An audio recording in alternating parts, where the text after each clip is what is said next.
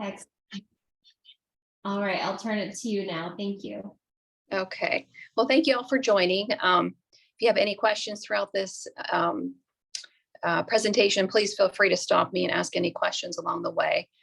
So I'm one of the nurse practitioners in Department of Endocrinology. I've been here probably almost 16 years now. So I hope that I can give you some tools to use in your care with patients with diabetes.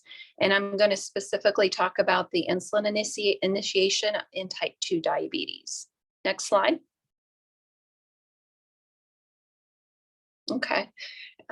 Sorry, I'm sliding on my computer here as well. So just kind of as a background, we use the ADA guidelines as well as, the ACE guidelines and the Endocrine Society. But the main focus with the ADA guidelines is, of course, your healthy lifestyle, self-management skills for patients, continually to provide them education and support. We like to teach to avoid clinical inertia. So if you see an issue, we want to get ahead of it. We always try to consider their determinants of health that may be interfering with care. We try to make it patient-centered and also factor in their comorbidities when we're treating patients. Next slide. This is a very busy slide, but I just wanted to put it in here for your reference. So when you're thinking about how to lower glucose in diabetes, this gives you a nice step approach of how they would like you to manage it in the consideration of their comorbidities.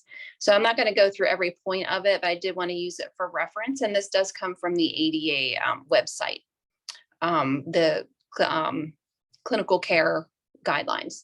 Next slide. Okay, so initiating insulin, the things that I usually think about is that those patients who have severe hyperglycemia, so sugars over 300 when they present, or if you're not so sure if they have type 1 or type 2, it's sometimes better to give them a bit of insulin so that they do not progress into DKA in a type 1 diabetic until you sort of sort out which type they have. Patients with severe symptomatic hyperglycemia, such as a catabolic state, polyuria, polydipsia, or weight loss. Severe hyperglycemia with ketones in the urine. Persistent hyperglycemia on oral therapies or injectable therapies such as GLP-1As. And that's like your Victoza, Byetta, Bydureon, but most importantly, the ones we use now would be the Ozempic and Trulicity. And then patients whose A1Cs are over 10%. Next slide. And these are the ADA targets for A1C, would be less than 7%. Some other guidelines want it closer to 6.5%, but you still have to consider your population if they have a higher risk for complications such as heart disease or kidney disease, or if they have frequent hypoglycemia, you may want to adjust that target up a little bit higher. Also, elderly patients, we don't really try to push it too low because of the risk of having hypoglycemia. Preprandial glucose readings. I like the fasting readings between 80 and 130. And then the peak postprandial blood glucose is less than 180. I usually use that number for 2 hours after eating. I sometimes, if it's a patient who's younger and might need more aggressive, that you can be more aggressive with, I will sometimes use a less than 160 range. Next slide.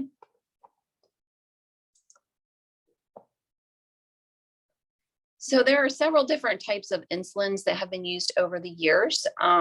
We have human insulin, analog insulin, and animal sourced insulins.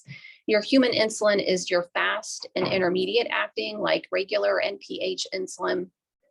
The analogs, I think, probably are the most commonly used now. They're rapid acting, like Lispro, Glulizine, Aspart, or the long acting Detamir, Degludac, and Glargine. And then the animal source ones are ones that were previously used, but not really on the market now. If you're using analog insulins and human insulins, those come in U100.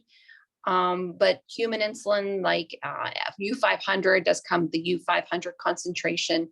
And then some of the others listed under analogs also comes in U200 or U300 insulins. Next slide. So human insulins, like I said, that includes NPH and regular insulin. Your NPH can provide a 24-hour basal coverage, but normally we give it twice a day. Sometimes if they're just not well controlled in those doses, I generally will give a dose at, you can start a dose at bedtime. And then if your daytime readings are not controlled, you can add something at breakfast. I think the key in this one that I've learned along the years is that you really don't want to give your NPH at dinner time, or a mixture like a 70-30 at dinner, because those usually will peak in the middle of the night. So you do risk the hypoglycemia. So try to move those, the NPH particularly at bedtime. If you're on a mixture of 70-30 at dinner, you can split it up like a regular at dinner and then use your NPH at bedtime. Your regular insulin has a delayed rise in insulin concentrations compared to your analog insulin. So it needs to be taken about 30 minutes before meals, which sometimes can be, hard for patients. Another key note on the NPH and regular, if you're, going to deliver the NPH, you want it at room temperature. They have to roll their pen or vial about 10 times, and it can be mixed with regular if they're using the vials, and you want to make sure they're appropriately drawing it up with the regular drawn up first before the NPH insulins. I don't think many people, I see people on NNR, it's usually if they were referred and, it's a cost issue. So a lot of times we're seeing the patients on the analog insulins. And then we do quite a bit use U500 in our clinic. We have a lot of patients who have type 2 and insulin resistance. And insulin resistance, is common. It is the cause for type 2, but the people who are severely resistant, that means that they're on at least 200 units a day of insulin. And so those patients sometimes will do better with a more concentrated form of the U500. It's similar to NPH, but it works a little bit faster. And we can talk about that one here in a little bit. Next slide. This is a little bit longer of a slide, but your analog insulins have a better physiological insulin profile than your human insulins. And so because of that, they have a reduced risk for hypoglycemia. Your long-acting basals are more predictable than NPH insulin due to their lack of having a peak effect. Your basals do come in U100, 200, and 300. So for example, your glargine, which is Lantus, or Toujeo. Toujeo is the U300 form of that type of insulin. It has been shown to have a flatter and more prolonged duration of action than the U100, such as Lantus. And it can last up to greater than 24 hours. Basically, the difference is that it's just a smaller volume. So it's not really giving you a higher dose, but it's less volume. So if you have patients on a lot of insulin, this might be a nice option so they don't, get a issue under the skin when they're injecting higher doses. They have shown in some of the studies it has a lower risk for nocturnal hypoglycemia as compared to NPH and the premixed insulins. Your Traceba is another long-acting. It has a longer duration than the Toujeo and can last even up to greater than 40 hours. Interestingly, those two insulins, we actually still give it annual or once daily. So you still need to give a shot once a day, but they may have a longer duration. That comes in U100 and 200. Both of those come in pen form as well. Levemir, we do use this, but it does seem to tail off a little quicker than 24 hours. So sometimes you'll find if you're giving a morning dose that leading into the next morning, they may be a little bit higher. And that may be an indication that the insulin is not lasting quite as long. Insulin aspart, so that's your Novolog insulin, is more rapid absorption, faster onset, and shorter duration than a regular insulin. We can use rapid acting analogs in insulin pumps. The algorithms are driven by those types of insulin, so it's really not approved to use like an NPH or regular insulin. I have used U200 U200 analogs in those pumps in some people who are more insulin resistant, but again, it's not approved, and that's sort of off-label. There is an insulin that's currently under investigation, the Icodec, and that is a weekly insulin. So we're hoping that that would be something coming out soon. It would be really great for our patients and for insulin or, compliance with their insulins. I don't know if any of you have remembered in the past, they used to have inhaled insulins way back many years ago when I started this. The cells were pretty poor. It really didn't show great absorption. You have to give much higher doses. You can only really adjust in 4-unit increments. So it's really something that we don't really write for. I don't even know if you could even get it, to be honest. And also there were some issues with the chronic lung diseased patients and giving these agents. Next slide. So this is just another table. You know, if you're like me, sometimes I just kind of forget the brand versus generic names since we do have so many coming out nowadays, but that's just a reference for you on this slide. Next slide. And then this is another slide for your reference that gives you the pharmacokinetics of the insulins. As you can see, for example, your analog insulin such as Lispro up there on the top left has a very more rapid onset, usually 15 minutes versus regular is closer to 30 minutes. And so timing of the dosing is going to be very important on those two insulins. We tend to tell patients with the analog insulins, they should try to take them about 10 to 15 minutes before ingestion of intake. That way it will start working when they start eating. Okay, next slide. And then this is another slide that sort of shows you the peak effects of some of the insulins. For example, your rapid acting, that lighter bluish line, you can see that it acts very quickly, peaks fast, and is out of the system pretty quickly. Versus maybe something like your long-acting glargine, it's more a flat curve, so it really doesn't have a peak effect. Next slide. So we have insulins that come in insulin vials, we have insulin pens, insulin pumps, and now the newest, we have something called an insulin patch. So insulin vials typically is used in our patients who maybe are worried about cost of insulins, but most of them are using pens now just for the ease of giving injections. Plus, if they've had issues with neuropathy with their hands, sometimes it's easier for them to inject with a pen. The pens are pre-filled and disposable. You have to order pen needles to attach to the tip of it. And just remember, you know, they have to prime that first needle every time they use a dose. They have to prime it with a couple of units. They do have some insulin pens that actually are connected pens where they can use an app on their phone and it kind of tells them, you know, you can record how much insulin you're taking, how much is left in the pen. I have, I think, 1 or 2 people on this just for, they may have problems like remembering to take insulins and they kind of like that technology part. We have like a few different insulin pumps that we use regularly here in the office here. The Medtronic, the Tandem pump, and Omnipod, but that's probably left for a bigger discussion.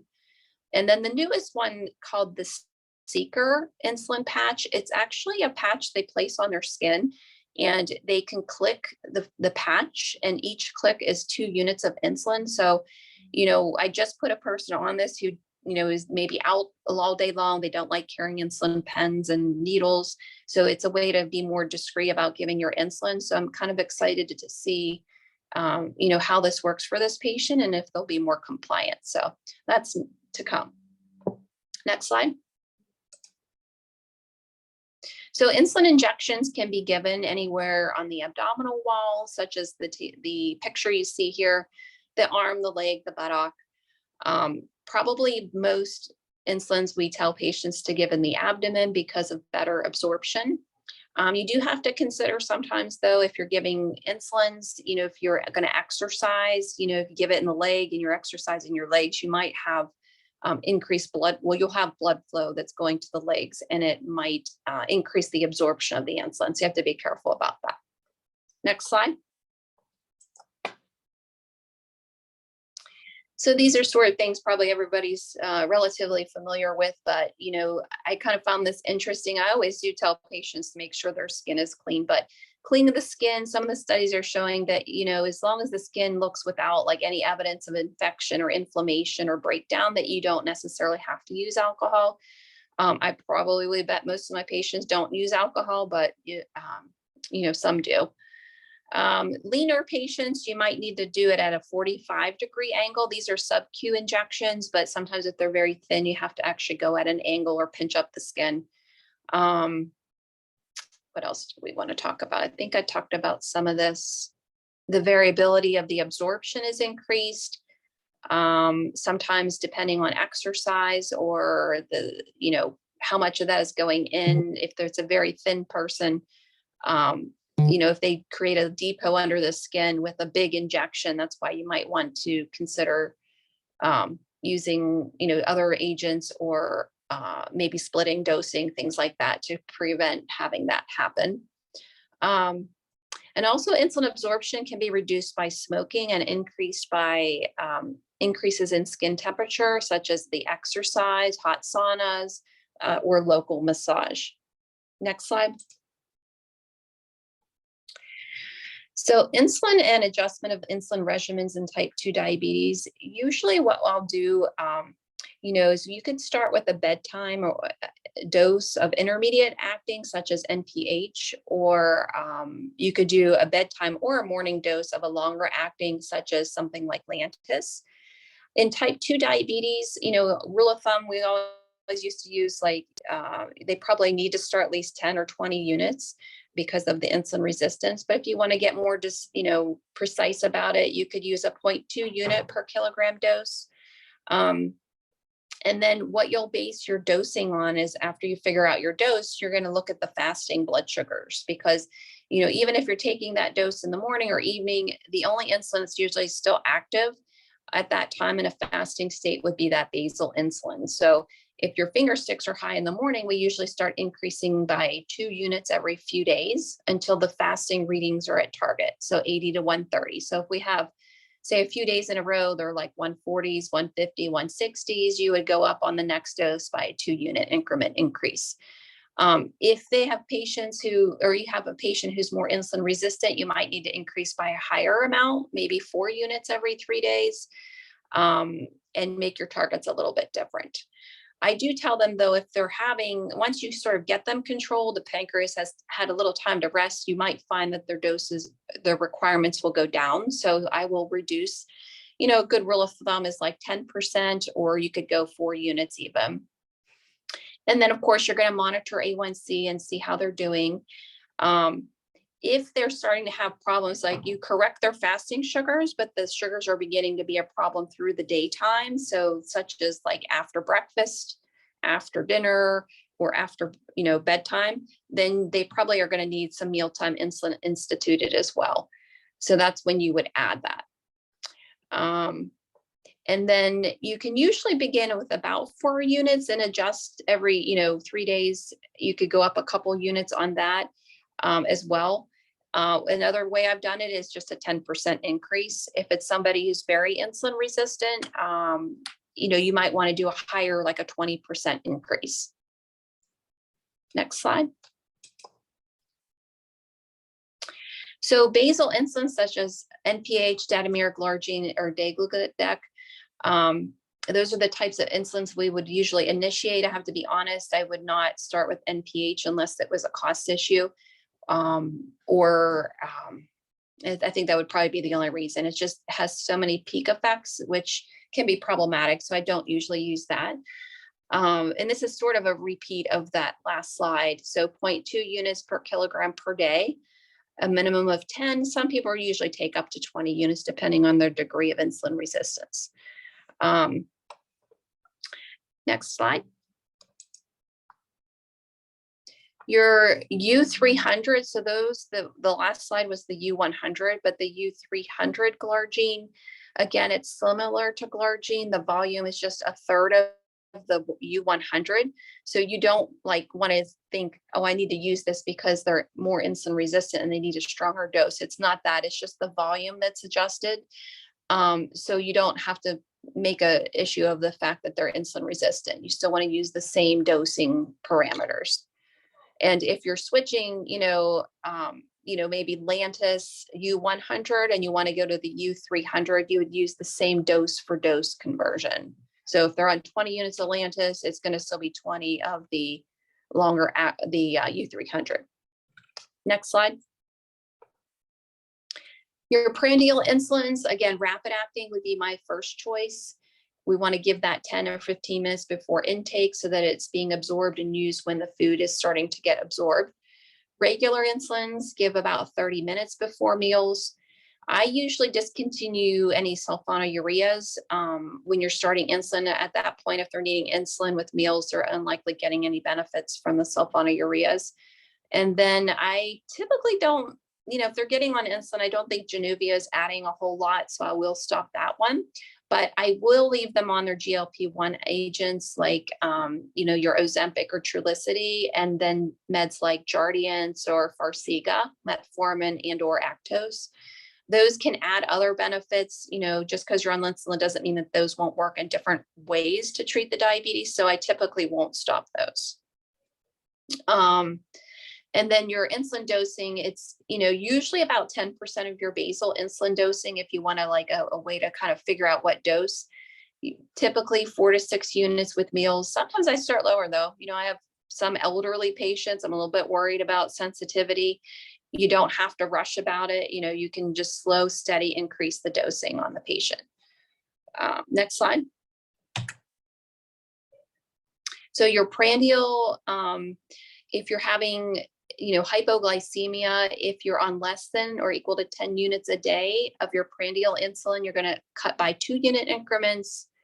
If they're on 11 to 24 unit reductions and greater than 20, you can use, half the amount or 6 to 10 unit reduction. These are just guidelines, remember, so it's not exact. Next slide. So your U200 List Pro is more concentrated as well. Like I said, if I have a patient who's on higher dosing and they're like using up their U100 very quickly, sometimes I'll use this to give them a little bit more insulin in a pen so that they, not like constantly changing over. I have used it in insulin pumps, just if they're very needing a lot of higher dosing, sometimes that'll reduce the frequency of having to change pump sites. And this does come in insulin pens as well. Next slide. U500 is used with severe resistance of over 200 units per day of insulin. It does come in a pen form now, as opposed to when I first started doing this, you had to convert it and give it in a TB syringe. So it's become much, much easier. If you're using the U100 preparations prior to this, like Lantus, for example, what you would do is calculate your total daily dose of all your insulin combined. So your basal bolus, and then you would take that total, reduce it by about 20%. And we can give it in a, 60% of that dose up front with breakfast and about 40% pre-dinner. Or if they're more resistant and severe resistance, you can give it in 3 doses. So 40% breakfast, 30% lunch, and 30% at dinner. I do have a few patients on 4 doses a day, and those are very insulin resistant patients. So that you can use it that way. It's probably off label to do that, but so weekly dose adjustments can be based on the pre-meal and bedtime blood sugars. And typically I, increase it in increments of 5 units. It can go up or down by 10 to 20%, depending on what their needs are. Next slide. So another thing, if you're switching insulins, like let's just say they're on twice daily NPH and I want to switch it to maybe Detamir or even like Tresiba or Lantus. So you would take your total daily dose of NPH. For example, if they're on 50 units twice a day, that's a total of 100 units a day. You're going to cut that about, let's say 20%. So that makes it like 80 units. And you can start that as a once a day dose of your long acting insulin. So you can do it in the morning or the evening. So your once daily Detamir to Glargine, if you're switching like Levemir to Lantus, for example, or even Tresiba, because the Detamir is known to really not work the full 24 hours, I do usually cut the dose back a little bit before I switch over and then walk it back up if needed. Just to prevent hypoglycemia. Now, if their sugars are out of control, you could probably start a dose for dose conversion. Next slide. So I have a couple of questions here I just thought we could review real quick. So this is a 55-year-old female with a history of type 2 diabetes for the last 5 years. She has a 3-month history of new onset lethargy, nocturia up to 5 times per night, weight loss of 10 pounds unintentionally over the last few months, and a fasting and postprandial hyperglycemia for the last few months. Her A1C 6 months ago was 6.8%, but has increased now to 10.5. Over the last 4 months, she was treated for 2 UTIs and received a steroid taper for bronchitis. Her other medical history is significant for lipids and blood pressure. Her current meds include metformin XR 1,000 milligrams daily at dinner and Ozempic 1 milligram a week. Her weight is 86, her BMI kilograms, her BMI is 35, her GFR is normal. Her fasting sugars were elevated 180 to 225, and her bedtime glucose readings 250 to 300s. Anybody want to reach out and tell me what your next course of action might be? You can go to the next slide. Actually, yeah, okay, thanks. So would you recommend stopping Ozempic and replacing with a mealtime insulin 3 times a day? Or continuing Ozempic at the current dose and add a mealtime insulin 3 times a day? Or continue metformin, increase the Ozempic and increase the frequency of monitoring? Or continue metformin, increase the Ozempic, increase the frequency of monitoring, and add a basal insulin? Any thoughts, anybody? I'll keep an eye out for the chat for you. Okay. Yep, Dr. Chua, thank you. You're right. That's exactly what I do. Next slide. All right, one more after this. Okay, next slide, please.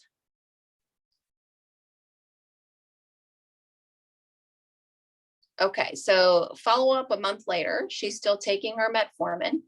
And we didn't go up because she just can't tolerate a higher dose on that. But usually I try to max it out to the 2 grams a day.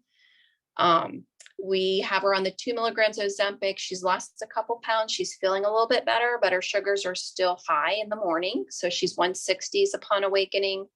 Pre-lunch, she's 130s. Dinner, 120, 130s. And 2 hours after dinner is 190s. So my recommendation on this, and you guys can kind of reach out if you'd like, I would probably still increase and titrate the basal by 2 to 4 units every couple days until those fastings are corrected. And that's going to help a little bit through the day as well. But if she is still pretty high 2 hours after dinner, likely that's probably her biggest meal of the day, I would probably really consider adding a prandial insulin at dinner. The other thing to think about is she might need it up front, but in maybe a month or so, once she's been on that higher Ozempic dose and maybe losing a little bit of weight, you might be able to come back off of that, but it's just a way to kind of cover her in the short term. Does anyone have questions on that? No, okay. Next slide. Oh, diet discussion. I'm sorry, I can't read all of it. What did she say? It looks like it says diet discussion. She may have started drinking iced tea. Yep. That's always keep that in mind. So lots of patients along the way, I'll send them back for medical nutrition therapy. And that goes back to the ADA guidelines. Like we're always focusing on those things as well. But I think that's a great recommendation. It's always a good idea to review it and not just assume that they're, if they're not doing the proper diet, you don't ask, you definitely don't know. So that's a great point. Does anybody have any questions about the presentation I could answer, or any cases you wanted to discuss?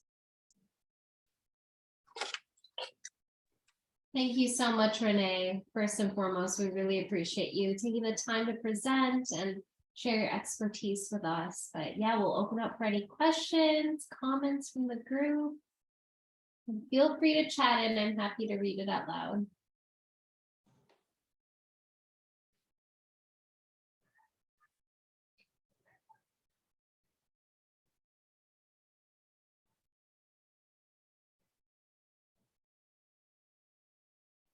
I wish I was a clinician, otherwise I would ask something because I don't know anything about clinical things, but I feel like I definitely learned something, despite my lack of clinical knowledge. So thank you.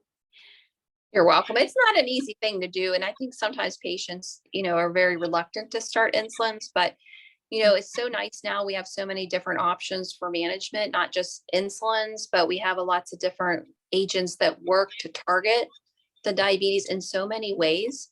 So I always say my goal is always to keep you off insulin or keep the doses as low as possible. And that's why they will often see them on multiple agents for sugar control.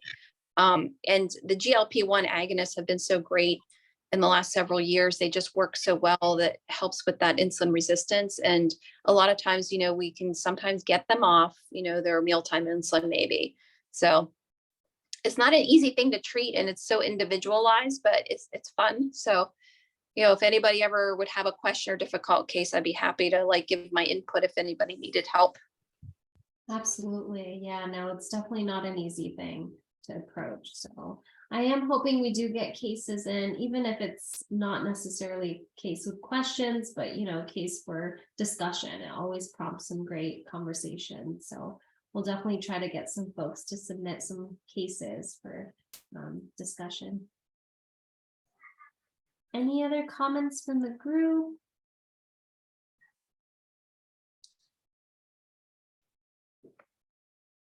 Alrighty, and any final thoughts you want to share with us, Renee? No worries if not, you just did a full presentation, but I wanted to give you the opportunity. No, I feel like it was pretty long, but it was just hard to condense it all in a quick meeting. Yeah. But I appreciate everybody joining, and thank you for giving me the opportunity to talk. Thank you so much, and we got a chat in from Sarah saying thanks as well. Thank you. The only announcement I have is that the next session will be on February 22nd, and Hugh Quinn will be presenting on insurances. So keep an eye out for that reminder, and we hope to see you all again next time. Thanks, everyone. Thank you. Bye.